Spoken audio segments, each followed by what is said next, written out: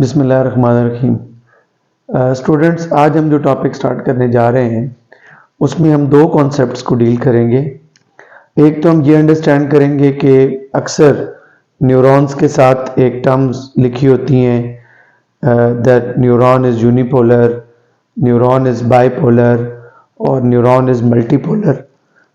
तो हम आज ये अंडरस्टैंड करेंगे कि ये जो टर्म्स हैं ये क्या है और हम एक न्यूरॉन को कब ये कहते हैं कि वो यूनिपोलर है या वो बाइपोलर है या फिर वो मल्टीपोलर है।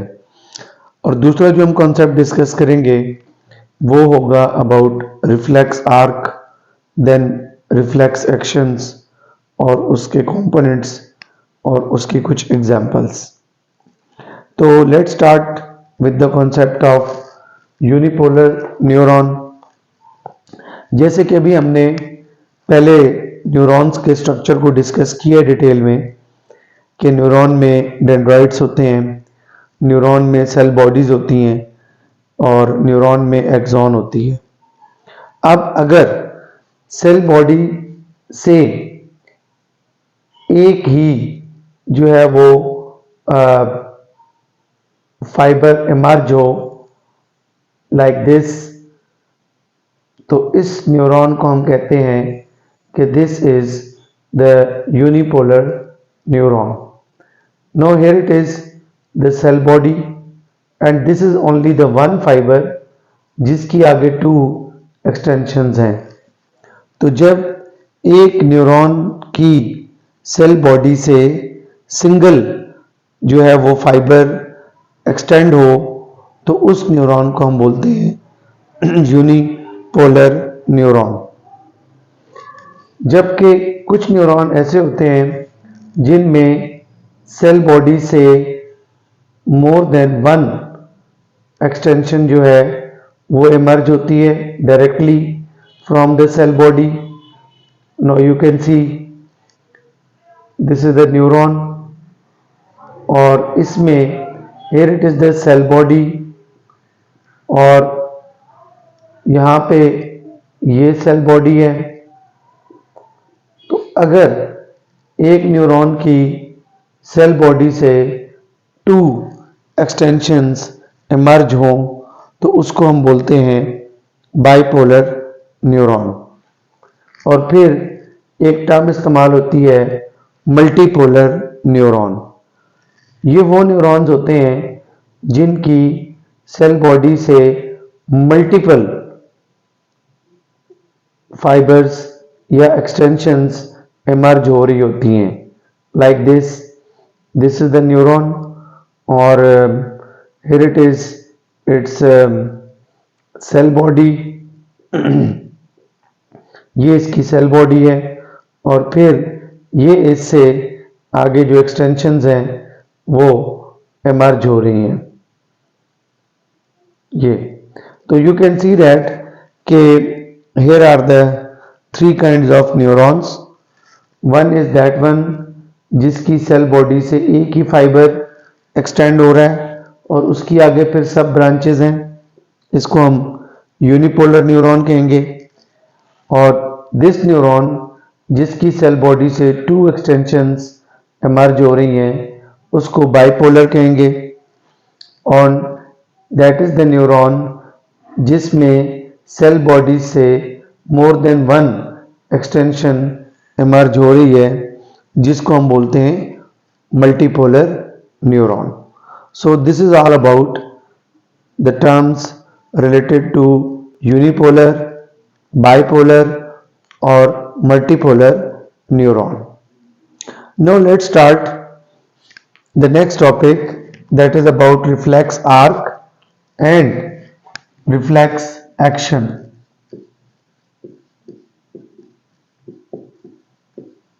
Reflex action हमारी बॉडी में बहुत सारे ऐसे फंक्शंस भी परफॉर्म होते हैं जिनमें हमारी लॉजिक्स, रीजनिंग या प्लानिंग इन्वॉल्व नहीं होती। ये जो फंक्शंस होते हैं ये मोस्टली इनवॉलेंट्री होते हैं और ऑल ऑफ सडन ये हमारी बॉडी इनको परफॉर्म करती है। ऐसे फंक्शंस जो ऑल ऑफ सडनली परफॉर्म हो या ऐसे रिस्पॉन्सेस जो without planning all of suddenly perform हो, उनको हम बोलते हैं रिफ्लेक्स एक्शंस। मोस्टली जो रिफ्लेक्स एक्शंस होते हैं they are controlled by spinal cord. तो जो इस एक्शन का पाथ फॉलो होता है बाय द इम्पल्स, उस पाथ को हम फिर रिफ्लेक्स आर्क कहते हैं। फॉर एग्जाम्पल, यहाँ पर मैंने एक डायग्राम बनाई है। This is the cross section of the spinal cord. ये क्रॉस सेक्शन है स्पाइनल कॉर्ड का, जिसमें this is H shape structure is grey matter and the remaining part is white matter. इसके स्पाइनल कॉर्ड के mid में एक opening होती है that is called as central canal and that is filled with CSF। इसकी जो ये portions होती हैं, this is the dorsal side of the spinal cord and this one is the ventral side of the spinal cord. तो ये जो portions हैं, ये वाले जो एजेस हैं इसके एच शेप स्ट्रक्चर के जो एंड्स हैं, इनको हम हॉर्न्स कहते हैं। तो डोर्सल साइड की तरफ जो हॉर्न होता है उसको डोर्सल हॉर्न कहते हैं, और जो वेंट्रल साइड की तरफ होता है उसको हम वेंट्रल हॉर्न कहते हैं। वेयरएज जो डोर्सल हॉर्न होता है, इसके साथ रूट होती है सेंसरी न्यूरॉन की। This is the sensory neuron. This is actually receptor जो किसी भी स्टिमुलस को रिसीव करेगा, चाहे वो ऑर्गन है, चाहे वो सेल है, चाहे वो कोई टिश्यू है। तो that which has ability to detect any kind of stimulus, that is called as receptor.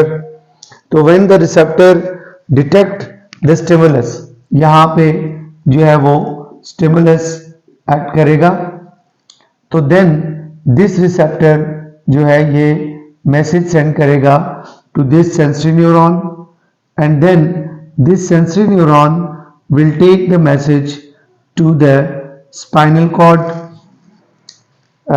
where the interneurons are present।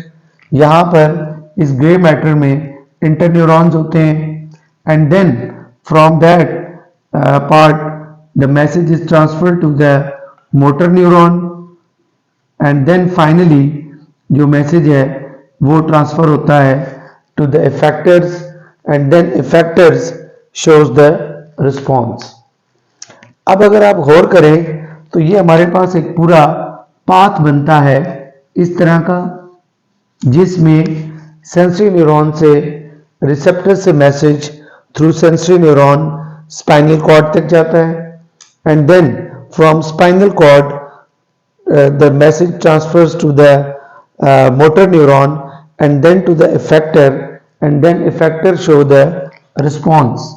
Effectors जो हैं वो फिर अल्टीमेटली रिस्पॉन्स को शो करते हैं।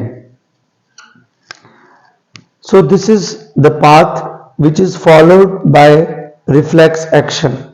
As I have told कि reflex actions are those which are performed involuntarily, जिसमें हमारी planning नहीं involved, तो they are performed all of suddenly, therefore इनको हम बोलते हैं reflex action।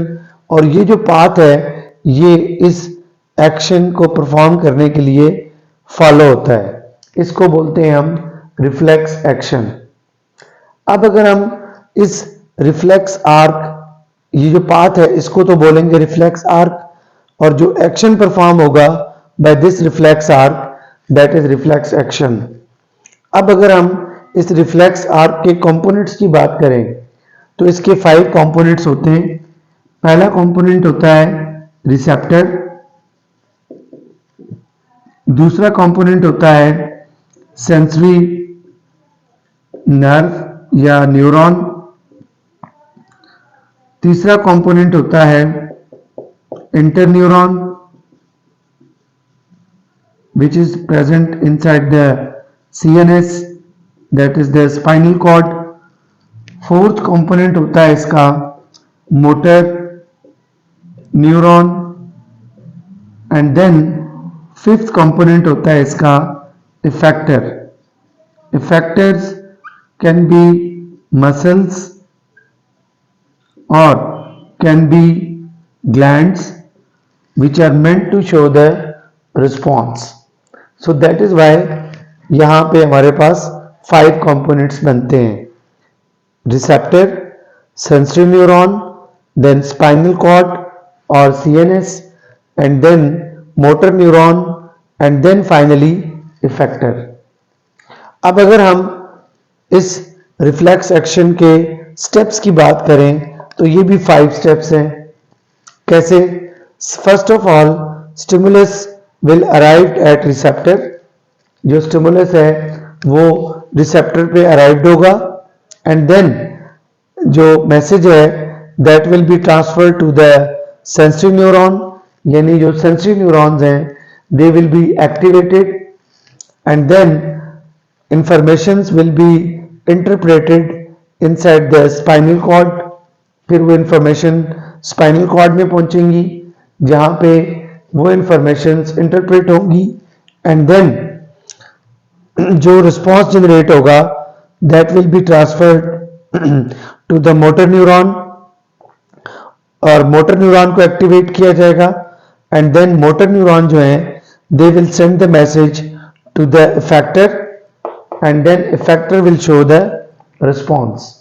So there are 5 steps which are involved in any kind of reflex action. अब अगर हम reflex action की examples को study करें तो there are multiple examples of reflex action. For example, जब हमारा हाथ किसी hot object को touch करता है तो हम अपने हाथ को एकदम withdraw करते हैं. तो this is the best example of reflex action. When any object will touch the fingertips, then the fingertip जो है इसमें receptors हैं, they will sense or they will detect the receptor and then they will send the message or activate the sensory nerves and then sensory nerves will send the message to spinal cord. Spinal cord will interpret this message and then the spinal cord will generate a response and then it will send the message to the motor neuron.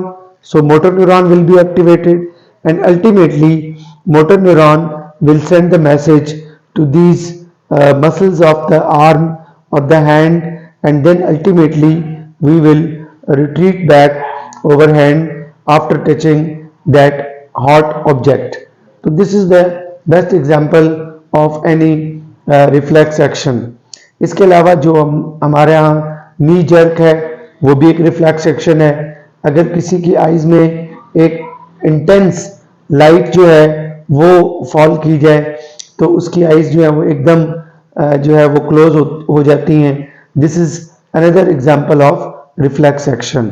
So our body performs so many kinds of reflex actions, but keep in mind whenever any reflex action will be performed that have to be follow the reflex arc, and reflex arc is made up by these 5 components: receptors, sensory neurons, interneurons or spinal cord, then motor neurons, and finally effectors. So this is all about reflex action and reflex arc. तो I hope so आपको reflex action, reflex arc, reflex action, reflex arc के components और reflex action के steps और examples of reflex actions बहुत clearly समझ आ गई होंगी.